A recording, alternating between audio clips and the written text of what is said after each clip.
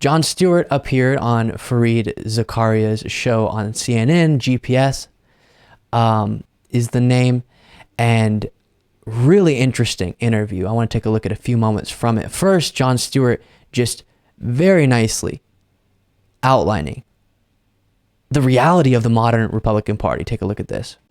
When you watch Republicans campaign against Democrats, they don't campaign much on what they used to, which was, the Democrats were big spenders or whatever, It's all about critical race theory. Sure. And it's all this cancel culture stuff. Yes, the biggest problem. Why does it work, and what should Democrats do? Are they falling for a bait in doing this and talking about these issues?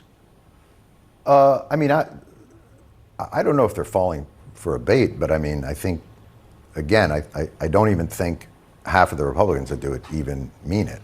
I think they think it works. Emotion. Right. What would you do if you were out of governing ideas?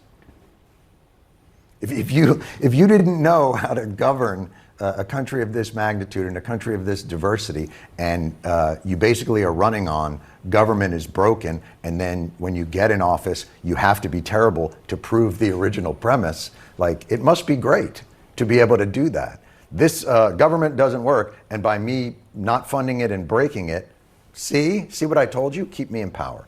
If you don't have ideas on governing, what do? Well, you do the purposeful distortion field that they create. But it works, and by the way, right? Because it's emotional. Does it work? I don't know. Who's the president?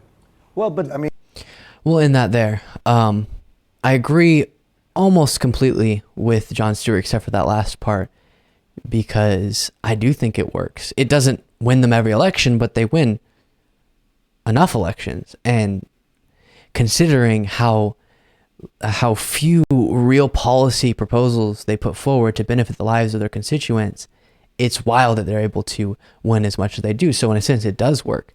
And my analysis on this is kind of in two categories. The first is what he was talking about with the breaking of government, and then pointing at government being broken as why you should be elected.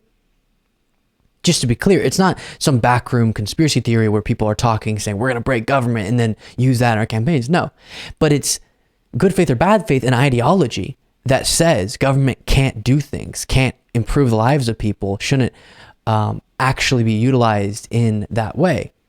So then when it comes time to fund, for example, public education, they're against proper investment in that institution, in that program, governmental program, and then they can point at public education and the flaws in public education as a reason that we should privatize education, which would be disastrous for our educational reality in the country. And so because there's an ideology that government can't work, they end up assisting in government not working, and then pointed that as to why they should be elected.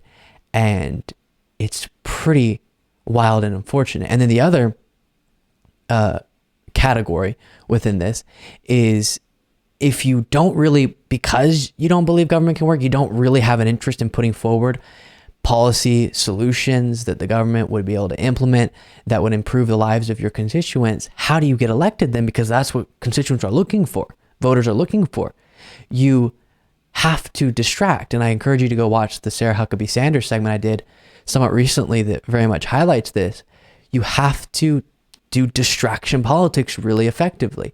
And whether that be wokeness or critical race theory or drag queens, you got to find something to distract your voters, your supporters, from the fact that you're not actually putting forward meaningful, impactful policy solutions. And that just about sums up exactly what we talk about so often, and it's such a major part of why the Republican Party is such a bad political party, and what it stands for and what it pushes for day to day. Next moment here from this interview. All this diversity initiatives and CRT and all those other things are only there because we refuse to actually fix the real problem. The diversity and equity initiatives are a salve.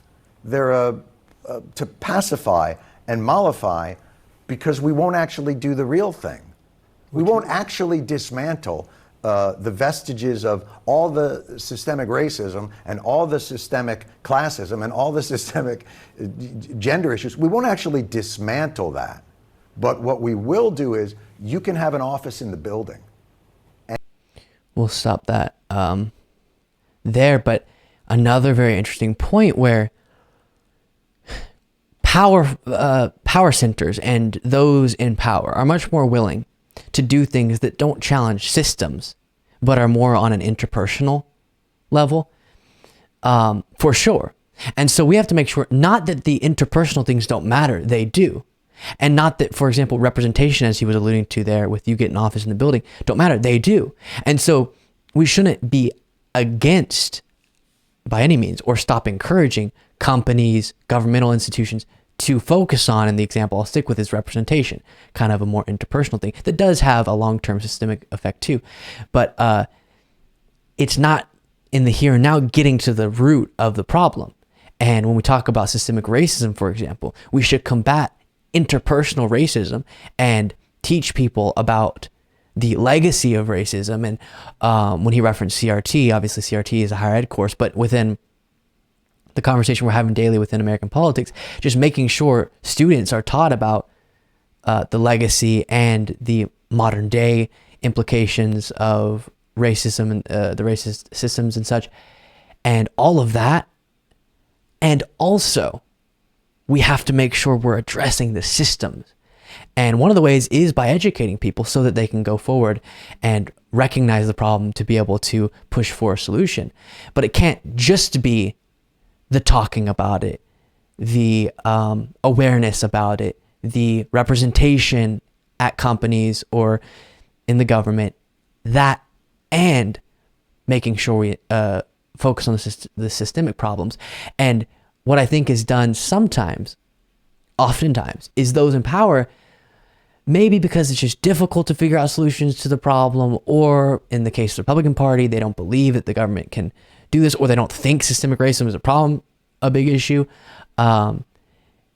They will, in the case of Democratic individuals in power, choose the easier interpersonal things to focus on rather than the systemic problems.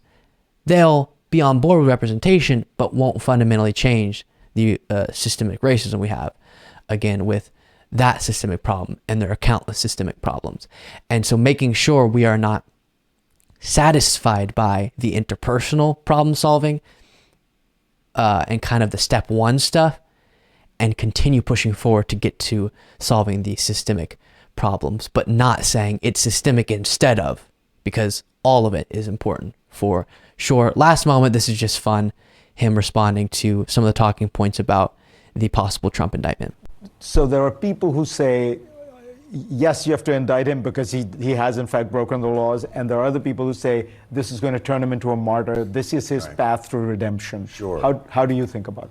Oh, the law should always take into account someone's popularity. I think that's. I mean, what's happened to our country? It's as though you can't even commit financial fraud anymore. You can't inflate the value of your properties when you need a loan and then deflate it with taxes. I mean, the next thing you know, they're going to send you to jail instead of your lawyer and your accountant and your campaign manager and everyone else around you. Absolutely. And to Fareed Zakaria's point, or to his question, I should say, the Manhattan District Attorney's office and the Manhattan District Attorney, Alvin Bragg, it's not his job to take into consideration if this would make Trump a martyr or how this impacts the Republican primary, because a lot of people are saying it's going to help Trump in the primary, which I think it likely will. Probably hurt him in the general, but help him in the primary.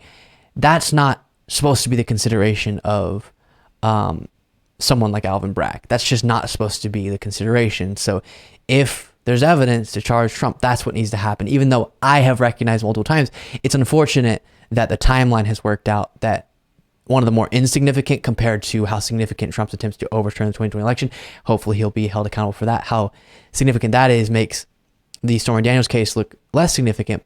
But we have to have a justice system that isn't concerned with the political implications or how prominent, how popular, as Jon Stewart said, an individual is, and we will see how it all plays out. Thank you so much for watching. If you want to be a part of what makes this show possible, plus get access to the full video version of the show hours before all the clips are uploaded to YouTube, plus get the extra bonus show on the weekends, you can do so by going to lukebeasleyshow.com/membership. That's lukebeasleyshow.com/membership. Link in the description.